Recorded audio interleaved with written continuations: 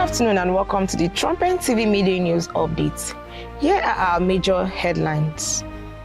El-Rufai denied bail, ordered to remain in ICPC custody. Dangote Group signs $400 million deal to expand refinery capacity. Kano-Maradi Railway project hits 62% completion. While Nigeria leads Africa in economic performance, slips in global competitiveness ranking. NCC pushes faster fiber to the home rollout to boost digital economy. While the federal government moves to merge GSS and SSS structure.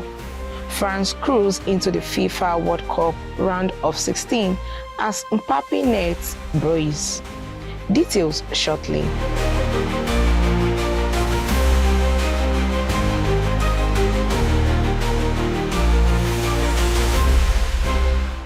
The Kaduna State High Court has declined the bail application filed by former Kaduna State Governor Nasir El-Rufai in his ongoing trial over alleged abuse of office. Justice Darius Kobo ruled that the application lacked sufficient merit, stating that the defense failed to provide convincing evidence to justify the court exercising its discretion in favor of the former governor.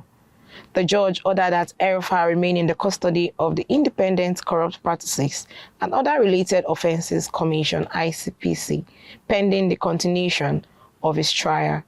However, the court directed the anti-graft agency to grant the former governor unrestricted access to his preferred medical team and any medical facility of his choice within Nigeria. El-Rufai, who served as Kaduna State Governor between 2015 and 2023, is facing a 9-count charge bordering on alleged abuse of office and violations of public procurement and financial management laws.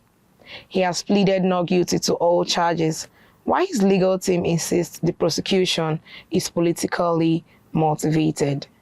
The case has been adjourned to July 7th and 8th for continuation of his trial. Dangote Group has signed a $400 million equipment agreement with China's Zhao Construction Machinery Group, XCMG, to accelerate the expansion of the Dangote Petroleum Refinery in Lekki, Lagos. The expansion project will increase the refinery's processing capacity from 650,000 barrels per day to about 1.4 million barrels per day over the next 3 years. The additional heavy-duty equipment will support the construction of new processing units, storage facilities, and petrochemical infrastructure.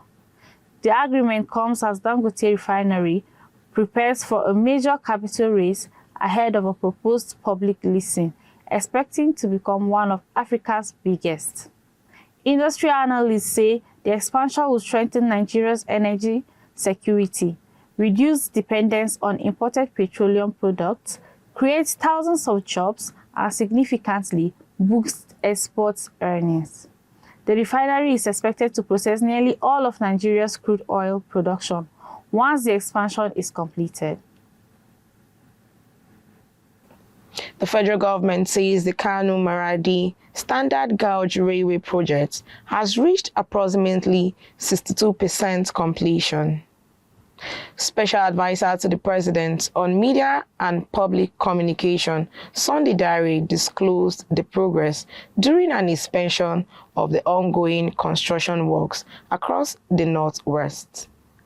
The railway will connect Kano in Nigeria with Maradi in the Republic of Niger and is expected to improve regional trade, passengers movement, and economic integration.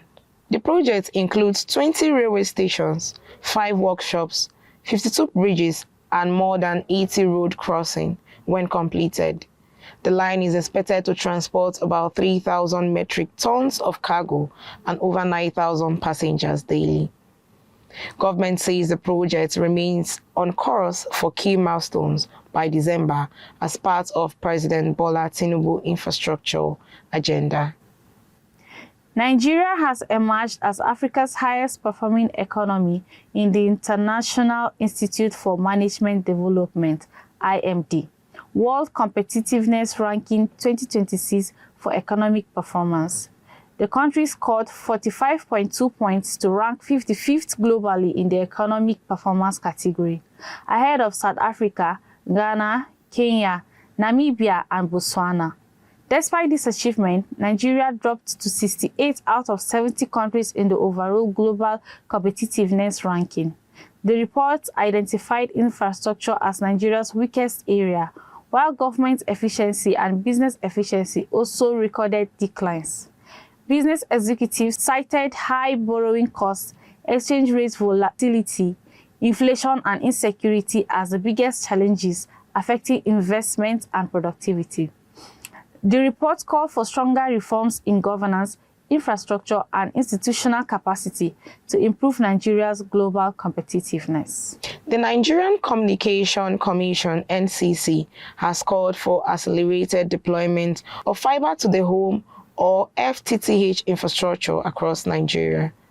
The Commission says although broadband penetration has reached 55.67% nationwide, the country's fixed broadband segment remains significantly undeveloped.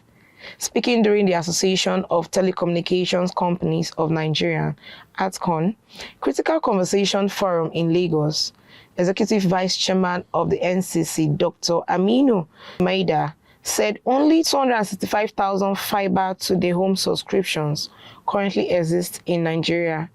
He described reliable high-speed fixed broadband as essential for digital education, healthcare, financial technology, smart cities, and economic growth. Industry stakeholders identify right-of-way charges, multiple taxation, vandalism, and high deployment costs as major obstacles to nationwide fiber expansion. The NCC says stronger collaboration between government investors and telecom operators is needed to support Nigerians' digital economy ambitions. The federal government has announced plans to abolish the separation between junior secondary schools and senior secondary schools. Minister of Education Dr. Tunji Alausa said the proposal is aimed at reducing school dropout rates and improving students' transition through the education system. According to the minister, Nigeria currently has about 80,000 public primary schools, but only 15,000 junior secondary schools, creating significant pressure on available facilities. He described the current policy separating JSS and SSS administration as ineffective and said it would be phased out in the interest of Nigerian children. The proposal will be presented before the National Council on Education for consideration. Government also inaugurated a committee to monitor UBEC-funded smart schools, bilingual schools, and alternative schools across the country.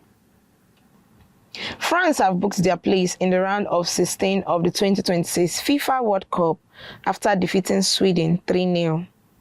Captain Kylian Mbappe delivered another outstanding performance, scoring twice, while Bradley Barcola added the third goal. Mbappe opened the scoring just before halftime as the competition's joint leading scorer. His overall FIFA World Cup record now stands at 18 goals in 18 appearances, making him the second world highest goal scorer in the World Cup history. France will now turn their attention to the round of 16 as they continue their quest for another World Cup title.